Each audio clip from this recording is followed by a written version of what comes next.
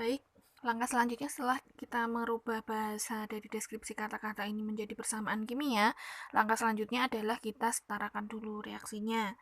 Nah, sudah didapatkan di sini ada koefisiennya 2, di sini 4, kemudian di sini 1, karena 1 tidak usah ditulis ya. Terus kemudian kita uraikan persamaan lajunya begitu ya. Yaitu yang pertama ada lajunya kita lihat yang diketahui adalah NO2. Berarti kita bisa tuliskan yaitu 1 per koefisiennya NO2 di sini ada 4 ya. Berarti 1 per 4 dari perubahan konsentrasi NO2 per perubahan waktunya. Terus kemudian yang ditanyakan adalah laju pembentukan dari oksigen. Berarti kita juga harus menyamakan ini dengan membandingkan dengan yang punya NO2. Kalau ini 1 per 4 karena koefisiennya 4, di sini adalah 1, berarti 1 per 1 gitu ya, dari perubahan konsentrasi oksigen per perubahan waktunya, maaf. Nah, kita lihat di sini bahwa perubahan tadi laju reaksi adalah perubahan konsentrasi dari reaktan maupun produk. Nah, di sini produknya yang diketahui adalah NO2. Berarti adalah perubahan konsentrasi NO2 per perubahan waktunya. Untuk oksigen juga sama. Nah, ini itu kan bisa kita tuliskan di sini. Ini V. Kalau misalnya ini saya simpulkan ini V milik NO2, yang di sini V milik oksigen. Sehingga kita bisa tuliskan 1/4 kan di sini 1/4 kali VNO2. Bisa kita tulis juga VNO2 per 4. Kemudian ini kena tangan saya. Kemudian yang V oksigen di sini 1/1 kali V oksigen, berarti kan di sini bisa kita tuliskan V oksigen per 1 gitu ya. Nah, sekarang kita masukkan di sini VNO2-nya berapa yang diketahui, yaitu 2,5 kali 10 pangkat 6 molar per second per 4. Itu nilainya sama dengan V oksigen per 1. Tidak usah kita tulis ya berarti ya. Nah, sudah ketemu berarti V oksigennya berapa. Gitu ya. Tinggal kita 2,5 dibagi dengan 4 dikalikan 10 pangkat min 6. Ketemunya adalah 0,625 kali 10 pangkat min 6 molar per second. Sudah selesai sampai di situ. Cara yang lebih simpel lagi adalah kita menggunakan konsep perbandingan senilai begitu ya. Kalau misalnya ini kan diketahui koefisiennya 4. 4 saja itu nilainya, kalau koefisiennya 4, kecepatannya 2,5 kali 10 pangkat min 6. Nah, di sini oksigennya kan koefisiennya 1. Perbandingan koefisien sama dengan perbandingan lajunya. Berarti di sini lajunya NO2 itu 4 kalinya lajunya dari oksigen yang terbentuk. Kan gitu toh. Berarti di sini nek 1 itu berapa kan gitu toh? Ya sudah, berarti tinggal kita biasa perbandingan senilai. 4/1 sama dengan 2,5 kali 10 pangkat min 6 molar per second per X gitu kan. X nya sama dengan berarti 2,5 kali 10 pangkat min 6 molar per second dibagi 4, sama aja ketemunya 0,625 kali 10 pangkat min 6 molar per second, sama. Lah X ini apa? X ini yang punya tadi, yang punya koefisien 1 yaitu oksigen. Gitu. Terima kasih. Nah, sekarang kita masuk lagi ke subbab yang berikutnya, yaitu adalah hukum laju. Nah, tadi kalau kita bicara tentang konsep laju reaksi, itu kan melibatkan produk juga. Nah, sekarang kalau kita bicara tentang hukum laju, jadi hukum laju ini menyatakan hubungan antara laju reaksi dengan konstanta laju. Ini di sini ada konstanta laju dan juga dengan pangkat dari konsentrasi reaktan. Di sini. Yang perlu diperhatikan dan digarisbawahi adalah ini. Ya, biasanya teman-teman masih pada bingung karena tercampur aduk dengan konsep yang sebelumnya. Kalau yang sebelumnya itu kan dia diikutkan produknya juga, lah yang di sini enggak. Jadi ini fokusnya adalah di konsentrasi reaktannya saja. Nah, dan juga dengan konstanta lajunya serta bilangan pangkat. Nah, bilangan pangkat ini hati-hati teman-teman. Bilangan pangkat di sini bukan M, bukan N, bukan O. Bilangan pangkat di sini adalah X dan Y. Kenapa saya tuliskan X dan Y? Berarti dia bukanlah konsentrasi, bukanlah koefisien pangkat di sini ini. Dia bukanlah koefisien dari si A maupun si B maupun si C gitu. Yang kita sebut sebagai orde reaksi. Jadi untuk menentukan hukum laju ini tidak bisa kita lakukan kecuali dengan percobaan. Maka angka X dan Y ini ditentukan melalui percobaan. Nah, orde reaksi ini, itu apa sih orde reaksi itu sebetulnya? Nah, teman-teman silahkan sambil mengulas kembali waktu di SMA dulu. Orde reaksi itu didefinisikan sebagai bilangan pangkat. Bilangan pangkat apa? Bilangan pangkat yang menyatakan penambahan laju reaksi sebagai akibat dari penambahan konsentrasi reaktannya. Jadi ini sangat penting kalau di dunia industri. Kalau misalnya saya tambahkan nih konsentrasinya si reaktannya ini, saya 2 kali lipatkan. Apakah dia nanti akan lajunya itu akan naik 2 kali lipat juga? Atau malah nggak naik atau konstan? Atau malah naik justru 8 kali lipat? Begitu lah. Angka atau bilangan pangkat yang menyatakan perubahan laju sebagai akibat penambahan konsentrasi si reaktannya ini itu disebut sebagai orde reaksi. Nah, kalau hubungannya dari orde reaksi, terus kemudian konsentrasi reaktan dan konstanta laju itu kita terjemahkan atau disebut sebagai hukum laju. Jadi kalau kalian diminta untuk menulis hukum laju itu apa? Tuliskan V sama dengan K kali konsentrasi dari reaktannya dipangkatkan dengan orde reaksinya. Gitu. Kita ambil contoh di sini ada sebagai contoh nih, sudah ada seseorang yang melakukan percobaan dengan mereaksikan gas fluorin gitu dengan ClO2 yang menghasilkan FClO2. Gitu ya. Nah, ternyata didapatkan hasil seperti ini dari percobaan gitu. Nah, kalau misalnya kalian diminta bagaimana sih hukum lajunya, maka yuk bareng-bareng. V sama dengan,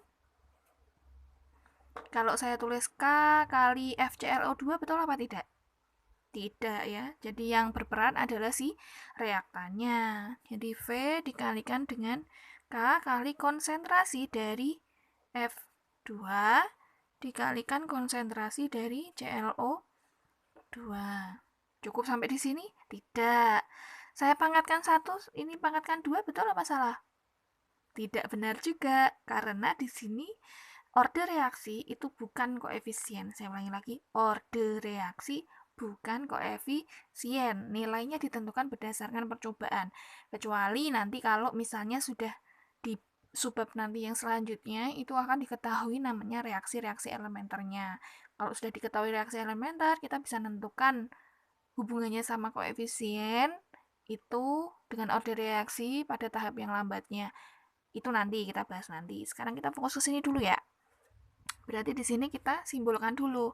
Boleh sembarang mau disimpulin apa? XY boleh, MN boleh, KF boleh, segitiga boleh, terserah kalian. Nah, tadi kita kembalikan ke definisi orde reaksi. Kita cari orde reaksinya dulu. Orde reaksi ditentukan melalui percobaan. Nah, orde reaksi didefinisikan sebagai bilangan pangkat yang menyatakan penambahan laju reaksi sebagai akibat penambahan konsentrasi si reaktannya. Berarti kita fokus kemana? Fokus ke laju sama konsentrasinya untuk menentukan ordenya. Kita mau cari ordenya siapa dulu? Cari ordenya F2 dulu deh. Gitu ya. Kita cari ordenya F2.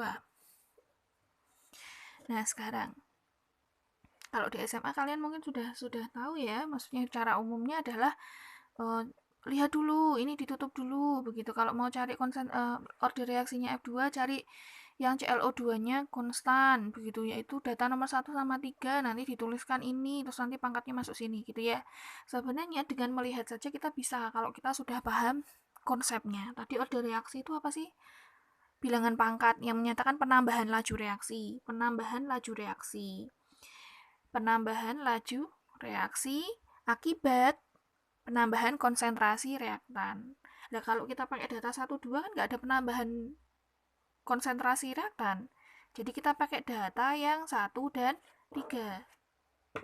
Karena di sini ada penambahan konsentrasi reaktan. Coba kita pakai data nomor 1 sama nomor 3. Nah, ini data nomor 1 ke nomor 3 di sini naik berapa kali? Ini kan naik 2 kali lipatnya toh. Ya. Tadi order reaksi adalah bilangan pangkat yang menyatakan penambahan laju reaksinya berapa gitu kan? Penambahan laju reaksi akibat penambahan konsentrasi reaktan.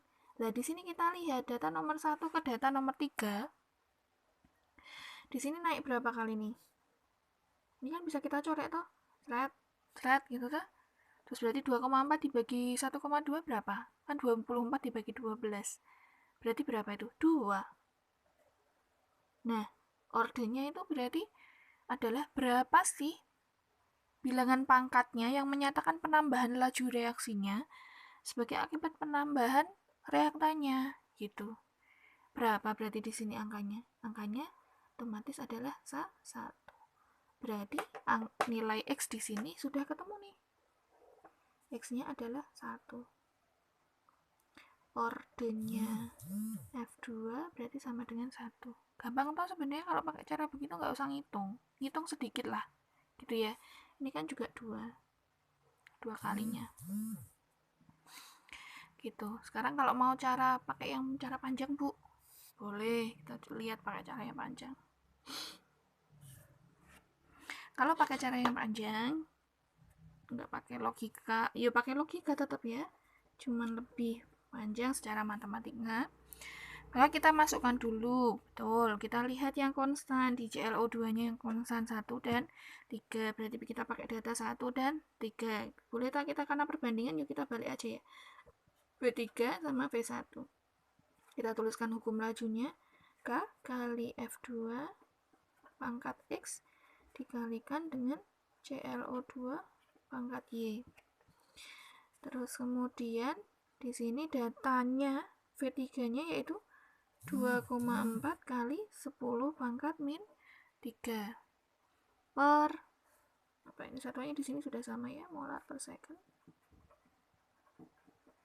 1,2 kali 10 pangkat min 3 sama dengan K dikalikan konsentrasi F2 pada data nomor 3 berapa? Kalikan 0,2. Itu kan pangkatkan X dikalikan konsentrasi ClO2-nya berapa? 0,1 pada yang data ketiga ya, karena kita fokus ini di data ketiga. Gitu kan? Ini juga sama tadi, maaf ini belum ditulis. F2 ini pada data 1, ini data 3 gitu ya, pangkat X. Di sini ada ClO2 pangkat Y, tapi data 1 ini data 3 gitu ya. Dikalikan Y, pangkatkan Y, maaf.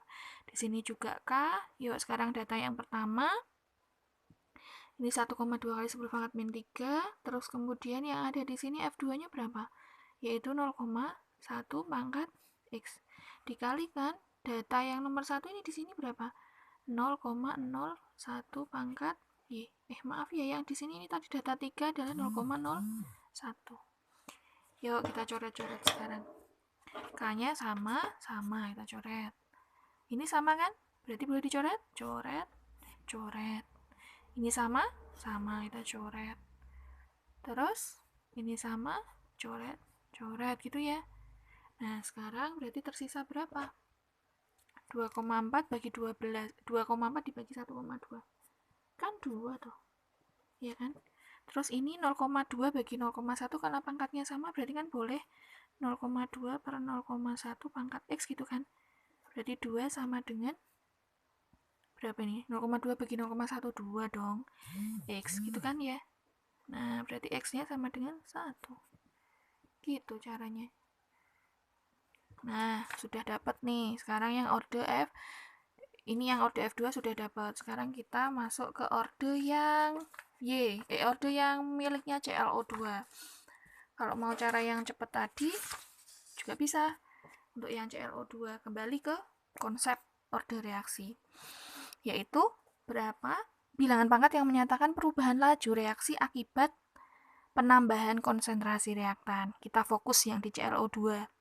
Kalau kita pakai data 1 sama 3, nggak bisa dong, nggak ada penambahan reaktannya kok, gitu ya. Nah, sekarang kita berarti pakai fokus data ke ini kan, berarti 1 dan 2.